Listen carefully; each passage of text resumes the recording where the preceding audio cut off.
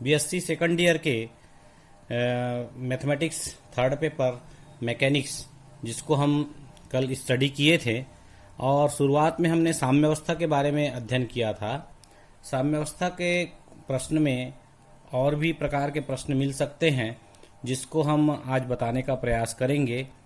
और इसके लिए हमने जैसे कल कहा था कि डॉक्टर एच के पाठक की पुस्तक यांत्रिकी आप लोग मार्केट से खरीद लें। इंग्लिश मीडियम वालों के लिए मैकेनिक्स, तीनों पेपर 50-50 नंबर का होगा। पुनः बता रहा हूँ, तीनों पेपर 50-50 नंबर का होगा। प्रथम पेपर उच्च कलन, द्वितीय पेपर अवकल समीकरण और तीसरा पेपर यांत्रिकी। यह तीनों पेपर 50-50 कुल मिला के 150 नंबर का होगा और पैटर्न में होगा। Section A, section B, section C. Section A compulsory question रहेगा 2-2 नंबर का, 5 क्वेश्चन आएगा, कुल मिला के 10 नंबर का प्रथम सेक्शन होगा। दूसरा सेक्शन बी जो कि 3-3 नंबर का क्वेश्चन होगा, कुल मिला के 15 नंबर वहां भी होंगे, लेकिन बी सेक्शन में ऑप्शनल रहेगा, अथवा रहेगा। इसी प्रकार सेक्शन सी में 5-5 नंबर के 5 क्वेश्चन होंगे, जिसमें भी अथवा रहेगा। इस प्रकार हिंदी मीडियम हो चाहे इंग्लिश मीडियम हो, दोनों प्रकार के प्रश्नों के लिए, दोनों प्रकार के विद्यार्थियों के लिए ये सुविधा प्रदान की गई है। और यह पैटर्न अभी लागू है। और मार्च में चूंकि परीक्षाएं निर्धारित है, इसलिए स्टडी बहुत अध्ययन कीजिए, अच्छे गहरे अध्ययन करने की आवश्यकता है। साथ ही साथ ये भी पता चला है कि कुछ कोर्सेस कम होने वाले हैं, जिसकी जानकारी बाद में मिलेगी। परंतु अब क्लास चालू हो चुका है, इसलिए घर में आप लोग स्टडी करिए। हम तो एक माध्यम है, माध्यम हमारे थ्रू कम से कम कुछ चीज़ों को जानकारी मिलेगी। और ये पेपर चूंकि थ्योरिकल पेपर है, फोर्सेस है, प्रोजेक्टाइल है, पार्टिकल के वेलोसिटी है, पार्टिकल के जो आपका मोमेंटम है, पार्टिकल किस प्रकार से किस मीडियम में मोमेंट करता है, गति करता है, उनके समीकरणों पर आधारित है। तो इसलिए इसमें ज़्यादा गहर अध्ययन की आवश्यकता होगी। चूंकि सेक्शन ए में short answer, very short answer questions हैं, इसलिए छोटे छोटे डेफिनेशन, छोटे छोटे आपको न्यूमेरिकल क्वेश्चंस, छोटे छोटे आपके डेफिनेशन, फार्मूलाज, ये सभी का अध्ययन करना होगा। ये सब इसमें इम्पोर्टेंट है, परीक्षाओं में पूछा जाता है। आज कल मैंने जो साम्यावस्था का क्वेश्चन बताया था, उसी से रिलेटेड आज एक और क्वेश्चन लेता हूं, जिसमें देखिएगा कि कैसे बल किस दिशा में काम करता है, और उसके बाद बल का हम एक प्रकार से वियोजन करेंगे, उसको कंपोनेंट निकालेंगे और परिणामी बल या परिमाण और दिशा उसकी निर्धारण करेंगे। देखिए क्वेश्चन मैं पढ़ रहा हूं। रेखाओं x + y = 1, y - x = 1 तथा y = 2 से बनने वाले त्रिभुज की भुजाओं के अनुदिश बल P, Q तथा R है। इन तीनों रेखाओं के डायरेक्शन में 3 फोर्सेस कार्य कर रहा है। तो हमें निकालना है परिणामी का परिमाण और क्रिया रेखा का समीकरण ज्ञात करना है। ये इस प्रकार के भी क्वेश्चंस एग्जाम में पूछे जाते हैं, इसलिए मैंने इस प्रकार का भी क्वेश्चन इसमें लिया है। तो हमको 3 रेखाएं दी हुई है और तीनों रेखाओं के दिशा में 3 फोर्सेस P, Q, R कार्य कर रहे हैं। इसको ध्यान देना होगा। हम एक कंसीडर करते हैं कि मान लो वे रेखाएं AB, BC और CA हैं। उन तीनों रेखाओं की दिशा में फोर्सेस P, Q तथा R कार्य कर रहे हैं। जब हम तीनों रेखाओं को ट्रेसिंग करेंगे, ट्रेस करने के पश्चात हमें जो चित्र दिख रहा है, उस प्रकार से एक चित्र प्राप्त होगा। तीनों रेखाएं को ट्रेस करने पर जैसे x + y = 1 ट्रेस करेंगे तो जो AF रेखा दिख रहा है वो आएगा। इसी प्रकार CE रेखा y - x = 1 ट्रेस करेंगे तो ये C रेखा प्राप्त होगी। और तीसरा y = 2 जो कि x अक्ष के समानांतर होगी, रेखा AC दिख रहा है। तो ये आप ट्रेसिंग करेंगे। ट्रेस करने का सिस्टम शायद मालूम होगा, लोअर कक्षाओं में पढ़े होंगे तुम लोगों ने। ट्रेसिंग करने का तरीका वही है जैसा पहले करते थे। ट्रेस करना अनिवार्य है, ट्रेस नहीं करेंगे तो रॉन्ग आंसर या रॉन्ग चित्र बनेगा। देखिए ट्रेस करने के बाद हमें एक कॉमन रेखाएं मिली है, जो कि एक ट्रेंगल का निर्माण कर रहे हैं। ABC एक ट्रेंगल बन रहा है। देखिए ABC एक ट्रेंगल बन रहा है, जो कि इन तीनों रेखाओं से घिरा हुआ है। इन तीनों रेखाओं से घिरा हुआ क्षेत्र ABC है, जिस पर फोर्सेस, जैसे according to question, forces P according AF, forces Q according EC, forces R according CA। एक चक्री क्रम में लीजिएगा। जैसे भी फोर्स काम करता है वो एक क्रमबद्ध रहेंगे। पता चला कि पी फोर्स आप इधर लिए, क्यू फोर्स नीचे की ओर डाउन पे, ये गलत हो जाएगा। इसलिए फोर्सेस जब भी आप शो करेंगे किसी भी लाइन के सीधे में, तो उसको एक चक्री क्रम में लेना। पी क्यू आर दिख रहा है, ये फोर्सेस काम कर रहा है। अब ये क्वेश्चन कहता है कि परिणामी का परिमाण ज्ञात कीजिए, रिजल्टेंट फोर्स क्या होगा। तो रिजल्टेंट फोर्स जब भी निकालते हैं तो हमेशा एक्स एक्सेस और वाई एक्सेस, 2 डायमेंशनल क्वेश्चन है ये, तो हमेशा फोर्सेस को 2 डायमेंशनल में रिजॉल्व करना अनिवार्य है। हम मान लेते हैं कि एक्स अक्ष की दिशा में कुल फोर्स कैपिटल एक्स है और वाई अक्ष की दिशा में कुल फोर्स कैपिटल वाई है। कैपिटल एक्स और कैपिटल वाई रिप्रेजेंट करते हैं कि एक्सेस की दिशा में फोर्सेस क्या हैं, एक्स अक्ष की दिशा में फोर्सेस क्या हैं और वाई अक्ष की दिशा में भी फोर्सेस क्या हैं। ये आपको हर क्वेश्चन में डिसाइड करना पड़ेगा। एक्स अक्ष की दिशा में फोर्स एक्स, वाई अक्ष की दिशा में फोर्स वाई। देखिए एक्स अक्ष की दिशा में जब करेंगे तो सारे फोर्सेस को एक्स अक्ष के डायरेक्शन में आपको रिजॉल्व करना पड़ेगा। जैसे X equal to P force, चूंकि डाउन टू ये डायरेक्शन के हिसाब से डाउन दिख रहा है, तो ये P cos 45 हो जाएगा। एक्स अक्ष की दिशा में इसको वियोजित करना पड़ेगा, क्योंकि यहाँ पे दिख रहा है, क्लियर नहीं समझ नहीं आ रहा है, तो ये फोर्स नीचे की ओर जा रहा है। निश्चित है यहाँ 90 डिग्री है और ये दोनों बराबर हैं, तो 45 बन गया, इसलिए यहाँ पर 45 एंगल डेवलप होगा। तो ये हो जाएगा P cos 45, एक्स अक्ष की दिशा में इसका फोर्स हो जाएगा P cos 45।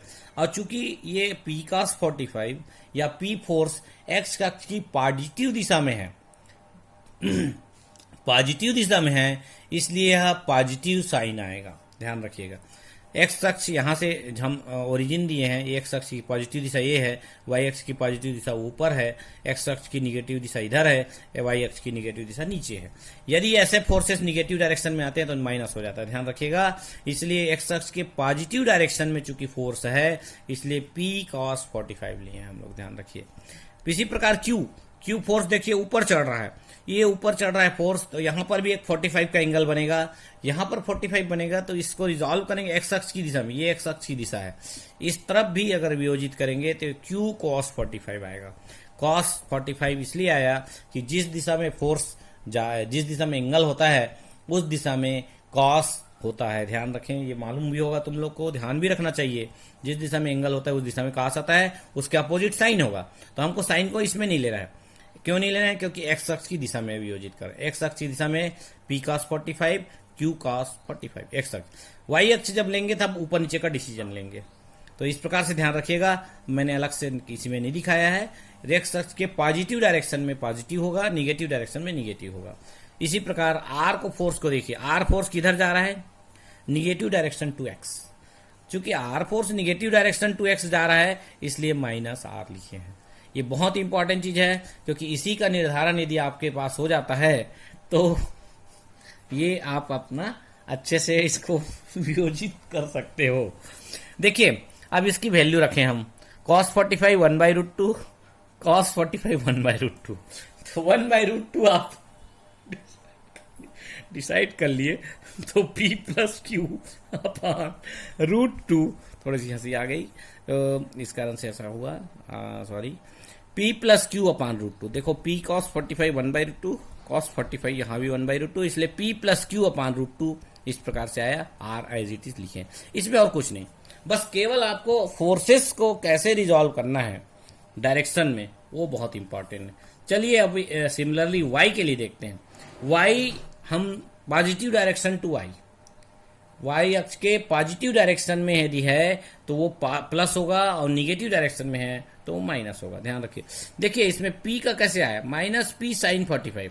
आप अपने cos 45 इधर लिया तो sin 45 नेचुरली इसका नीचे आएगा, P cos 45 इधर तो P sin 45 नीचे आएगा। एंगल के तरफ cos आया तो एंगल के अपोजिट साइन, और देखिए P का जो sin 45 है वो निगेटिव डायरेक्शन नीचे की ओर आ रहा है, Y अक्ष के नीचे, इसलिए P sin 45 माइनस में आया। Q का देखिए, Q sin 45, Q cos 45 इधर आया था तो इसका sin 45 ऊपर की ओर आएगा, इसलिए +Q sin 45 हमने लिखा है, +Q sin 45 लिखा। इसी प्रकार लास्ट वाला +R लिखा है, plus R sine zero. R sine zero इसलिए लिखा है, साइन जीरो जीरो होता है, इसलिए ये आर जो है इस डायरेक्शन में है, इसलिए इसका आर का वैल्यू नहीं आएगा, आर का वैल्यू आएगा ही नहीं, क्योंकि ये केवल एक्स अक्ष के पैरेलल है, तो वाई अक्ष में जीरो हो जाएगा, इसलिए आर आपका जीरो कहलाएगा। इस प्रकार बचे क्या, q upon root two minus P upon root two, that means q minus P upon root two. तो ये दो फोर्सेस या दो घटक प्राप्त हो चुके हैं हमको। एक्स अक्ष की दिशा में कुल बल आ गया और वाई अक्ष की दिशा में कुल बल आ गया, दोनों डायरेक्शन में टोटल फोर्सेस आ चुके हैं। अब टोटल फोर्सेस जब आ गए दोनों डायरेक्शन में, तो उसका परिणामी निकल सकता है, परिणामी का परिमाण, resultant force according to these forces. इन फोर्सेस के अकॉर्डिंग रिजल्टेंट जब भी निकालते हैं टू डायमेंशनल में, मालूम होगा तुम लोग को, R equal to root of X square plus Y square. ये रिजल्टेंट निकालने का एक मेथड है। तो इन दो वैल्यूज को from equation 1 and 2 put these values in this above equation या अबव न्यूमेरिकल्स। तो that is R equal to this under root of X square की value P plus Q upon root two minus R का whole square plus Y square मतलब Q minus P upon root two का whole square. अब इसका whole square जब करते हैं तो ए माइनस बी का होल स्क्वायर लगेगा, A square plus B square minus two A B plus B square. ये आपका ये इजी है। इसको विस्तार कर देंगे, P square upon two Q square upon two plus P Q plus R square as it is है, माइनस रूट टू ऊपर आर ऊपर चला गया, P plus Q as it is है। इसका स्क्वायर हो जाएगा, देखिए Q square upon two P square upon two minus P Q cancel हो गया। और जिस तरीके से दिख रहा है ये आपका लास्ट में क्या आ जाएगा, under root of P square upon two P square upon two P square हो गया, Q square upon two Q square upon two Q square हो गया, आर स्क्वायर है ही, minus root two R bracket में पी प्लस क्यू। ये इस प्रकार का रिजल्टेंट इसका निकला, परिणामी जिसको बोलते हैं। ये तीनों फोर्सेस जब काम करेंगे तो एक परिणामी एक दिशा आएगी जिसको हम इस प्रकार से डिनोट करेंगे। आपका ये जो परिणामी है आर, इससे कंफ्यूज नहीं होना है क्योंकि ये आर फोर्स अलग है, ये आर आपका resultant R E S resultant लिख सकते हैं इसको, R E S resultant force है, ये रिजल्टेंट फोर्स है और ये आर जो है एक्चुअल फोर्स है, ध्यान रखिएगा, इसमें कंफ्यूज नहीं होना है। अब देखते हैं आघूर्ण, बलों के आघूर्ण का बीजीय योग। जी इक्वल टू जीरो के परितः निकाय के बलों का बीजीय योग, आघूर्ण बोलते हैं जिसको, जी को। आघूर्ण इस स्थिति में आता है, या मोमेंट बोलते हैं, मोमेंटम। मोमेंट जब दो फोर्सेस किसी सिस्टम पर काम करते हैं, जैसे ये सिस्टम है, इसके इस डायरेक्शन में एक फोर्स काम करेगा, दूसरे डायरेक्शन में ऐसे कोई फोर्स काम करेगा, इन दोनों बलों की सहायता से यह जो है मोमेंट करेगा। तो जब मोमेंट करेगा तो उसमें मोमेंटम होगा, मोमेंटम जिसे आघूर्ण बोलते हैं। तो इस प्रकार से दो फोर्सेस किसी सिस्टम में काम करते हैं तो उसको मोमेंटम कहते हैं, और उसके द्वारा वह जो सिस्टम है वो मूवमेंट करता है। तो इसी प्रकार यहाँ भी ये फोर्सेस का मोमेंटम निकलेगा, उसका डायरेक्शन बहुत इंपॉर्टेंट है। देखिए कैसे निकलता है, इसका योग ने पी क्यू आर तीनों फोर्सेस का मोमेंटम निकल रहा है। तो देखिए इज इक्वल टू, देखो निकाय के बलों के आघूर्ण का बीजीय योग, इसी को जी बोलते हैं, और इस जी का यूज करेंगे हम लोग। Minus P O L, O L इसलिए लिखे हैं, देखिए फिर पुनः चित्र में आता हूं। ओ एल और ओ एम दो ऐसी रेखाएं हैं जो इन पहले से फोर्सेस काम कर रहे हैं उन रेखाओं पर परपेंडिकुलर हैं। ओ एल और ओ एम फोर्सेस डिस्टेंस है, परपेंडिकुलर डिस्टेंस है। तो इन फोर्सेस को देखिए, पी चूंकि नीचे की ओर जा रहा है तो जी इक्वल टू जीरो, मतलब ओ के अगेंस्ट देखना है, ओ के अगेंस्ट ये डायरेक्शन इसका ऐसे हो जाएगा, ऐसे डायरेक्शन होने के कारण इस तरफ घूम रहा है, चूंकि पी फोर्स इस तरफ घूम रहा है इसलिए निगेटिव आया, पी ओ एल लिखे हैं। देखिए इसमें पुनः फिर आता हूं, पी ओ एल माइनस है, इस डायरेक्शन में माइनस हो जाता है। इसी प्रकार देखिए minus Q O M, Q चूंकि ऊपर जा रहा है, ऊपर जा रहा है, ये भी इसका डायरेक्शन भी एंटी क्लॉकवाइज होगा, क्लॉकवाइज होगा। घड़ी घूम रहा है, देखिए ऐसे घूमता है, ऐसे घूमता है, ये भी क्लॉकवाइज है। क्लॉकवाइज चूंकि है इसलिए इन दोनों फोर्सेस को निगेटिव लिखना है। G equal to minus P O L minus Q O M plus R O D, R के साथ हम ओ डी लिखे हैं, ओ डी मतलब इसका distance from O to D, O से ही डिस्टेंस लेना है। हर स्थिति में जब भी आघूर्ण निकालेंगे इस मूल बिंदु से ही डिस्टेंस निकालेंगे उन फोर्सेस को, वो ऐसा डिस्टेंस होगा जो कि परपेंडिकुलर हो, लंबवत दूरी को ही निकालना है, ध्यान रखिएगा, लंबवत दूरी हम निकालेंगे उन फोर्सेस के साथ, तब वह आघूर्ण बनेगा। आघूर्ण के लिए फोर्सेस इंटू डिस्टेंस निकालना है, लंबवत दूरी। और जब फोर्स यदि क्लॉकवाइज घूमता है तो निगेटिव, और एंटी क्लॉकवाइज घूमता है तो पॉजिटिव। देखो आर कैसे घूमेगा, आर हमेशा देखो ऐसे आगे बढ़ रहा है इधर, तो निश्चित इसका डायरेक्शन ऐसे आएगा, इधर की ओर घूमेगा ये। आर इधर घूम रहा है इसलिए एंटी क्लॉकवाइज, तो आर इंटू ओडी। और ये देखिएगा इस इक्वेशन में आर पॉजिटिव लिए हैं हम लोग। पॉजिटिव लेने का वही कारण है, यदि फोर्स एंटी क्लॉक घूमता है तो पॉजिटिव, और क्लॉकवाइज घूमता है तो निगेटिव। आप ओ के अगेंस्ट देखिएगा, ओ किसी के बिंदु के परितः ही आघूर्ण निकलता है। देखिए अब डिस्टेंस देखिए, ओडी इक्वल टू 2 को डिस्टेंस आपको पता है, इसलिए angle O B L equal to 45, angle O B M equal to 45 और ओ बी इक्वल टू 1। तो देख लीजिए पुनः फिगर में आते हैं, ओ बी 1 है और ओ डी 2 है, क्योंकि 1 1 ये भी डिस्टेंस 1 है, ये भी डिस्टेंस 1 है। आप टेस्ट करेंगे उससे डिस्टेंस क्लियर हो जाएगा। और ओ बी एल आपका 45 है, ओ बी एम भी 45, ये दोनों एंगल 45, क्योंकि यहाँ 90 डिग्री बन रहा है इसलिए 45 है। और इस प्रकार ये वैल्यूज हमें मिल चुका है, तो हम वैल्यू चूंकि मिल गया है इसलिए इनको पुट कर देते हैं ऊपर में। Minus P as it is O L, O L जो डिस्टेंस है O B sine 45, O B हमको पता है इसका साइन 45 है। इसी प्रकार ओ एम जो है, ओ एम भी ओ बी का साइन 45 सिमिलरली है, सिमिलरली केस है, इसलिए साइन 45 में कोई दिक्कत नहीं होना चाहिए। तुम लोग ध्यान दोगे तो पता चल जाएगा। Minus P O B sine 45 minus Q O B sine 45 same आया, ओ एम और ओ एल का मान सेम आया। Plus R into O D, O D का डिस्टेंस जैसा मैंने बताया ओ बी 1 है, ओ डी 2 है, 1 + 1। अब वैल्यू रखो, ओ बी की वैल्यू 1, ओ बी की value 1, minus P sine 45 1/√2 minus Q sine 45 1/√2 plus 2r। तो इसकी वैल्यू एग्जैक्टली आ जाता है 2r हमने लिख दिया, माइनस पी प्लस क्यू अपान √2। ये जो आघूर्ण आया इसको इक्वेशन 3 देखते हैं। x आपके पास है, y आपके पास है और g आपके पास है। ये 3 चीजों की आवश्यकता होती है जिससे परिणामी का हमको समीकरण निकालना है। ये ध्यान रखिए, कोई भी फोर्सेस जब किसी सिस्टम पर काम करेगा तो उसका परिणामी हमको प्राप्त करना है। परिणामी निकालने के लिए x निकालना पड़ेगा, परिणामी निकालने के लिए y निकालना पड़ेगा, परिणामी निकालने के लिए आघूर्ण निकालना पड़ेगा, और तीनों की सहायता से हम परिणामी का समीकरण निकालें। देखिए परिणामी का समीकरण क्या है, small x into Y, Y capital है, minus small y into capital x, capital x capital y forces हैं और small x small y coordinate है, माइनस या equal minus G equal to 0, minus G equal to 0 कर सकते हो या equal to जी भी लिख सकते हो। ये परिणामी रेखा का समीकरण है। 1 2 3 हमारे पास 3 इक्वेशंस प्राप्त हुए हैं, इन तीनों इक्वेशन से वैल्यूज रख दिए, x into this minus Y into this minus G equal to जो जी की वैल्यू।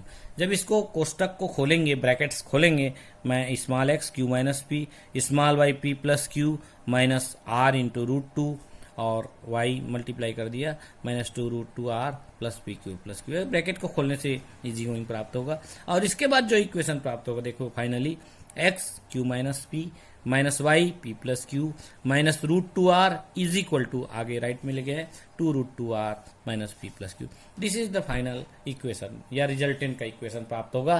परिणामी का समीकरण इस प्रकार से हमें मिलेगा। तो ये एक मैंने एग्जाम्पल बताया है। इस प्रकार से बुक्स में बहुत सारे क्वेश्चंस मिलेंगे और जिनको आपको सॉल्व करना है। इसमें ध्यान रखिएगा कि रेखाओं पर जो फोर्सेस काम करते हैं उन रेखाओं का इक्वेशन जरूर दिया रहेगा, रेखाओं का इक्वेशन दिया रहेगा। उन इक्वेशनों को आपको पहले, इन इक्वेशन को पहले ट्रेसिंग करना पड़ेगा, उसके बाद फोर्सेस का क्रम डिसाइड करना पड़ेगा। फोर्सेस का जब क्रम डिसाइड हो जाएगा तो उसके बाद कैपिटल x कैपिटल y और g का निर्धारण करना पड़ेगा। और ये जब तीनों का निर्धारण हो जाए तभी आपका परिणामी का समीकरण प्राप्त होगा। मेरे ख्याल से सभी स्टूडेंट्स को ये समझ आया होगा। इसके पहले मैंने साम्य अवस्था का तो क्वेश्चन बताया था। इस यूनिट में खास करके ये 3 ही प्रकार के प्रश्न मिलेंगे। अब हम आगे बढ़ते हैं, क्योंकि अब क्लासेस हफ्ते में 2 दिन ही लगना है। मेरी क्लासेस सोमवार और मंगलवार को ही लगेगी। मंडे ट्यूसडे मेरी क्लास होगी और टाइम वही 1:20 में रहेगा। तो सभी विद्यार्थी इस समय ध्यान रखेंगे, गणित की पूरी क्लास बीएससी सेकंड ईयर के लिए 1:20 पर ही होगा। और 1:20 के पहले हम लोग यूट्यूब में लिंक देंगे, लिंक देंगे, उसके बाद उसमें जुड़ जाइएगा। उसके बाद देखिए उसको अच्छे से।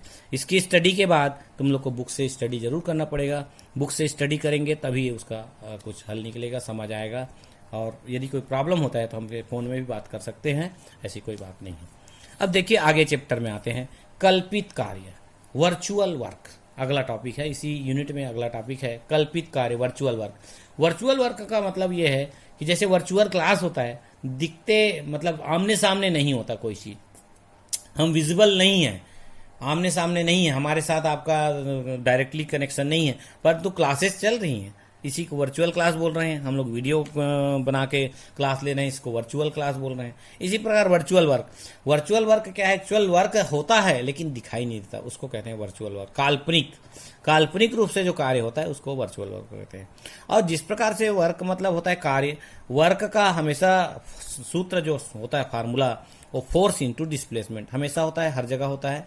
बल गुणित दूरी, कार्य बराबर बल गुणित दूरी, चाहे वर्चुअल वर्क हो चाहे एक्चुअल वर्क हो, हमेशा इसी फार्मूले पर आधारित होता है। इसमें जितने भी फोर्स होंगे उसको हम जिस प्रकार से फोर्स गुणित डिस्प्लेसमेंट निकालते हैं वर्क, इसी प्रकार से इनके जितने भी प्रश्न हैं उनमें हम वर्चुअल वर्क में ये क्वेश्चन करेंगे। जितने भी क्वेश्चन करेंगे हम, वो सभी क्वेश्चनों में फोर्स इंटू डिस्प्लेसमेंट का यूज होगा। चलिए मैं एक क्वेश्चन लेता हूं और तुम लोग को फिर समझ आ जाएगा कि इस प्रकार के इनके क्वेश्चंस में हम कैसे प्रॉब्लम सॉल्व करते हैं।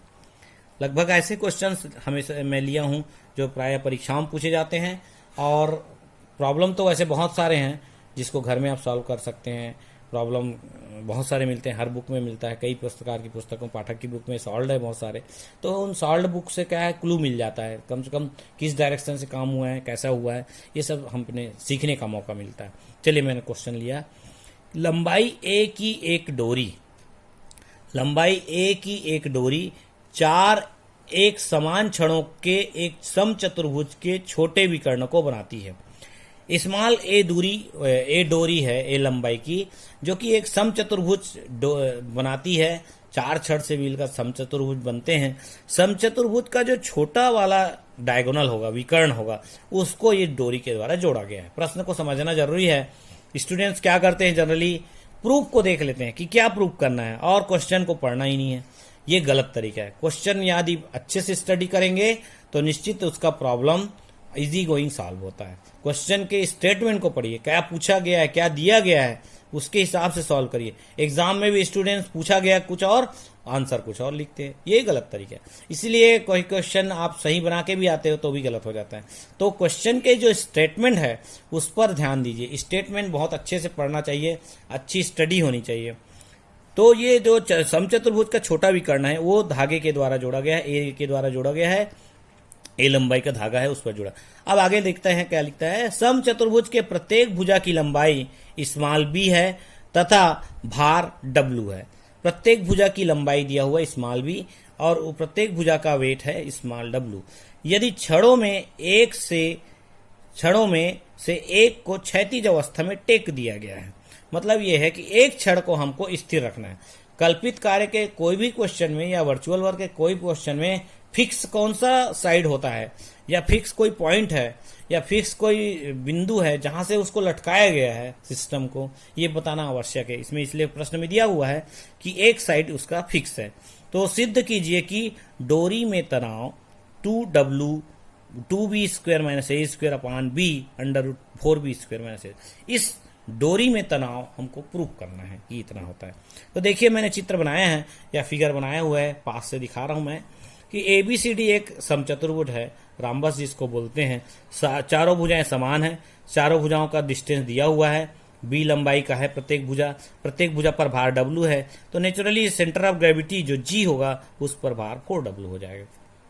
सेंटर ऑफ ग्रेविटी प्राप्त हो गया। और दूसरा है ये धागा फंसा हुआ है, A से C के बीच छोटा सिरा है, इसके बीच धागा फंसा है, इसका धागे की लंबाई है T लंबाई पर धागा है। अब देखिए एक ये क्षैतिज अवस्था और AB एक क्षैतिज अवस्था, AB को हम फिक्स कर दिए। अब कैसे इसमें वर्क डन निकलता है देखिएगा, इस पर मैंने बताया है।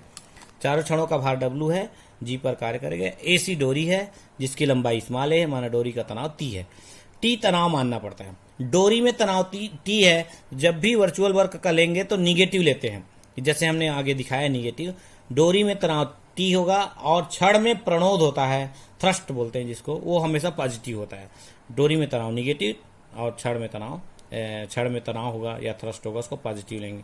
अब हमको इस ए लाइन हमेशा हर क्वेश्चन में लिखना है। जब निकाय में कल्पित विस्थापन देते हैं तो थीटा बदलकर थीटा प्लस डी थीटा हो जाता है। ये हर क्वेश्चन में लिखना है। जब निकाय में कल्पित विस्थापन देते हैं तो थीटा बदलकर थीटा प्लस डी थीटा हो जाता है। जबकि भुजाएं अपरिवर्तित रहती है तब कल्पित कार्य के सिद्धांत से। ये हर क्वेश्चन में लिखना है। हर क्वेश्चन में ये लाइन को लिखना अनिवार्य है, क्योंकि कल्पित कार्य का प्रश्न है। अब अपने पास क्या क्या फोर्सेस हैं। जी पर 4W वेट काम कर रहा है और धागे में तनाव टी है, तो इसी को फोर्स इंटू डिस्प्लेसमेंट, और डिस्प्लेसमेंट ऐसा होना चाहिए जो फिक्स्ड रेखा है या फिक्स्ड छड़ है या फिक्स्ड पॉइंट है, उससे डिस्टेंस लेना है। जैसे 4W इंटू डेल OG हमने लिया। डेल OG का मतलब ये है कि O ऊपर में लटका हुआ है, ऊपर है, उसके नीचे का दूरी। OG चूंकि हम यहाँ दूरी निकाल रहे हैं, नीचे है, इसलिए इसको पॉजिटिव लिए हैं। 4W into del OG, 4W into del OG minus T. हमेशा मैंने बताया है धागे में तनाव हमेशा निगेटिव होता है, इसलिए T into del of AC। AC का मतलब ये है धागे की लंबाई। छड़ हो चाहे धागा हो, उसकी लंबाई ही लेना है, और फिक्स्ड बिंदु से वेट जहां पे लटकता है उसका डिस्टेंस लेना है। ये बहुत इंपॉर्टेंट चीज है वर्चुअल वर्क के क्वेश्चन में। वर्चुअल वर्क के क्वेश्चन में वेट वाले में डिस्टेंस लेते हैं, धागा या छड़ है तो उसकी लंबाई लेंगे। धागे में रहेगा तो निगेटिव लेंगे, छड़ रहेगा तो पॉजिटिव लेंगे। अब ये पॉइंट्स को हमको निकालना। डेल इसलिए लिए हैं, पार्शियल डेरिवेटिव है, डेल का मतलब डेरिवेटिव है, डिफरेंशिएट होगा। OG निकालना है और AC, ये दोनों को निकाल लेते हैं तो हमारा प्रॉब्लम सॉल्व हो जाएगा। अब देखिए इन ट्रायंगल AOG में OG इक्वल टू क्या है, AOG में हमको OG निकालना है। OG हम मान लेते हैं दैट एंगल इज थीटा, मान लो यह एंगल थीटा है, तो OG equal to AG sine theta होता है। OG equal to AG sine theta, तो AG साइन थीटा होता है, और AG इक्वल टू देखिए B cos theta, AG equal to B cos theta, क्योंकि B ये डिस्टेंस है, ये पूरा बड़ा सा AGB, इस ट्रायंगल में ये AB जो है B डिस्टेंस है, क्योंकि B छड़ की लंबाई है, इसलिए AG किसके बराबर होगा, B कॉस थीटा। तो AG equal to B cos theta है, तो ये हो गया OG equal to AG into sine theta, तो sine theta as it is, AG equal to B cos, मतलब OG का वैल्यू हो गया B sine theta cos theta. B sine theta cos theta हो गया, तो B साइन थीटा हमको sine 2 theta हम कन्वर्ट करना है, इसलिए हमने 2 का मल्टीप्लाई किया, ऊपर नीचे कुछ नहीं है, B/2 साइन 2 थीटा, मतलब OG का माना गया B/2 साइन 2 थीटा सॉरी। तो OG की वैल्यू निकालना है। अब इसी प्रकार हमको AC निकालना है। AC नेचुरली देख रहे हो आप 2 टाइम्स ऑफ AG, AC की वैल्यू 2 टाइम्स ऑफ AG है, क्योंकि मिडिल पॉइंट है इसलिए आधी होगी इसकी। AC जो है 2 टाइम्स ऑफ AG के बराबर। अब AG हमने निकाला हुआ है B cos theta, AG equal to B cos theta. तो ये समीकरण 2 और समीकरण 3 से वैल्यू समीकरण 1 में रखेंगे। इंपॉर्टेंट इसके जितने भी क्वेश्चन है वर्चुअल वर्क के, उसमें यही इंपॉर्टेंट है डिस्टेंस निकालना। अगर आपने डिस्टेंस सही सही निकाल लिया तो क्वेश्चन यूं ही बन जाएगा। हमेशा याद रखना, वेट निकालते हैं, वेट जहां पर कार्य करता है उसका डिस्टेंस फिक्स्ड पॉइंट से निकालते हैं। जहां जो रॉड फिक्स हो, चाहे पॉइंट फिक्स हो, चाहे सर्किल है तो केंद्र फिक्स होगा, उससे उसकी दूरी निकाली जाती है। नीचे की तरफ होती तो पॉजिटिव, ऊपर की तरफ होती तो निगेटिव निकालते हैं। ध्यान रखते हैं, और प्रश्न करेंगे तो ध्यान समझ में आएगा, इसको ध्यान देना। और धागे में तनाव हमेशा निगेटिव होता है, छड़ से यदि बंधा हुआ है छड़ में तनाव पॉजिटिव होता है। तो हम निकाल लिए, अब देखिए AC की वैल्यू निकाल ली और OG, ये दोनों वैल्यूज इस समीकरण 1 में रखेंगे। देखिए रखते हैं 4W into del B/2 sine 2 theta, B/2 sine 2 theta minus T del 2B cos theta.